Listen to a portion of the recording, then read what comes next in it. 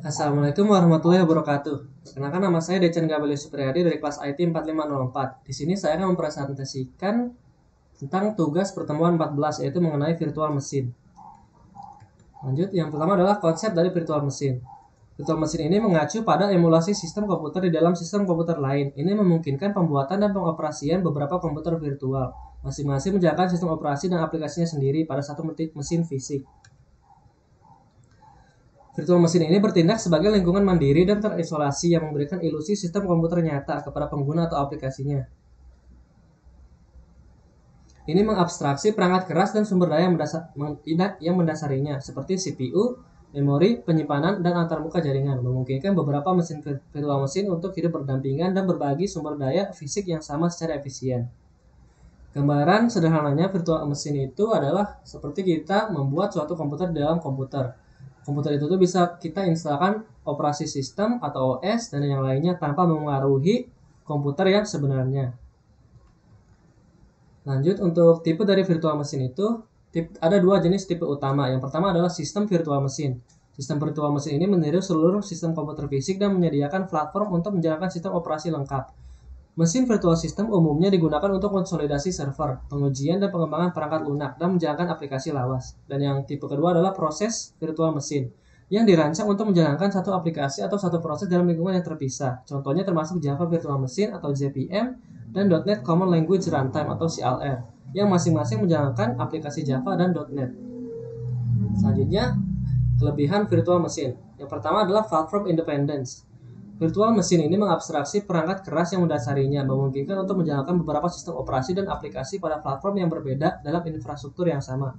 Dan salah satu kelebihan yang kedua adalah isolation and security. Setiap virtual mesin diisolasi dari yang lain, memberikan keamanan yang ditingkatkan dan mencegah satu mesin virtual memengaruhi yang lain jika terjadi kegagalan perangkat lunak atau pelanggaran keamanan. Yang ketiga adalah testing and development. Virtual mesin ini menyediakan lingkungan yang aman dan terisolasi untuk pengujian, pengembangan, dan eksperimen perangkat lunak, memungkinkan pengembang untuk dengan cepat mengatur dan menghancurkan lingkungan tanpa mengaruhi infrastruktur yang mendasarinya.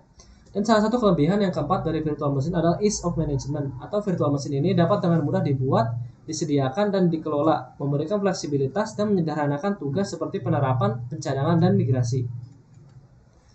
Selanjutnya adalah mengenai kekurangan virtual mesin. Yang pertama adalah performance overhead. Virtualisasi itu memperkenalkan lapisan abstraksi tambahan antara sistem operasi tamu dan perangkat keras yang mendasarinya. Ini dapat mengakibatkan sedikit overhead kinerja dibandingkan dengan menjalankan aplikasi secara langsung pada perangkat keras fisik.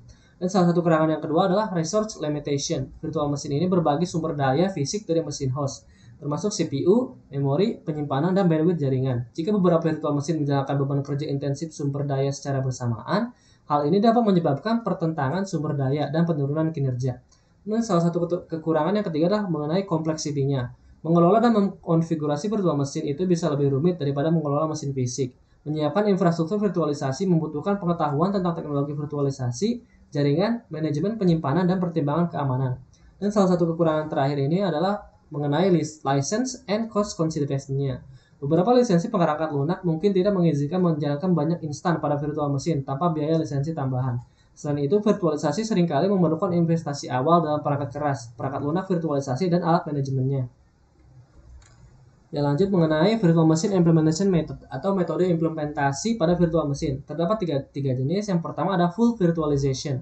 Dalam full virtualization, hypervisor atau virtual machine monitor ini mensimulasikan seluruh lingkungan perangkat keras ke sistem operasi tamu atau guest operating system yang berjalan di dalam mesin virtual. Guest operating system ini tidak menyadari bahwa itu berjalan di lingkungan virtual.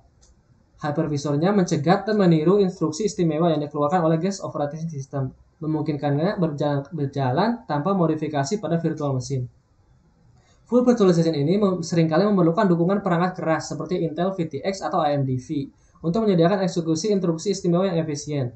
Pendekatan ini menawarkan isolasi dan kompatibilitas yang sangat baik, tetapi dapat menimbulkan beberapa overhead kinerja karena kebutuhan emulasi instruksi. Dan selanjutnya adalah para-virtualization.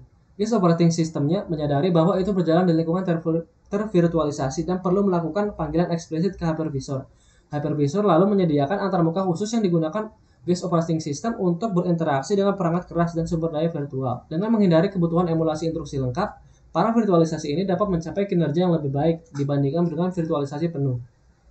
Para virtualisasi ini membutuhkan modifikasi pada guest operating systemnya, membuatnya kurang kompatibel dengan sistem operasi yang sudah ada. Namun ini dapat menawarkan kinerja yang lebih tinggi dan overhead yang lebih rendah dibandingkan dengan full virtualization.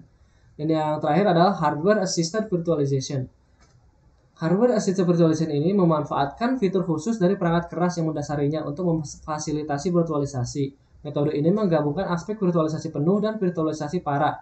Perangkat keras memberikan dukungan tambahan untuk virtualisasi, memungkinkan hypervisor mengelola dan mengontrol mesin virtual secara efisien. Hardware assisted virtualization ini mengurangi overhead emulasi instruksi yang mengarah ke peningkatan kinerja.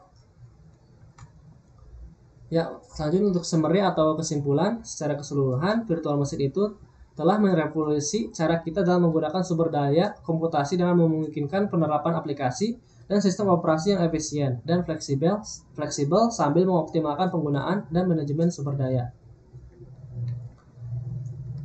Ya, selanjutnya untuk referensi atau yang terakhir, terdapat 3 referensi yang saya pakai. Yang pertama itu dari Popek and Goldberg, yang jurnal yang berjudul An Introduction to Virtual Machine, ACM Computing Service CCUR, volume ke-6 bagian ketiga, halaman 145 sampai 196. Dan yang kedua dari Smith Daniel pada tahun 2005 yang berjudul The Architecture of Virtual Machine, dari jurnal komputer IEEE Computer Society, volume 38 bagian 5, halaman 32 sampai 38. Yang terakhir referensinya adalah dari Conti yang berjudul Virtualization Issues, Security Threats and Solution, ACM Computing Service CCUR, volume 45 bagian 3, halaman 1 sampai 39. Ya, sekiranya cukup sekian yang bisa saya sampaikan. Apabila ada kesalahan, mohon dimaafkan. Wabillahi taufiq wal hidayah. Wassalamualaikum warahmatullahi wabarakatuh.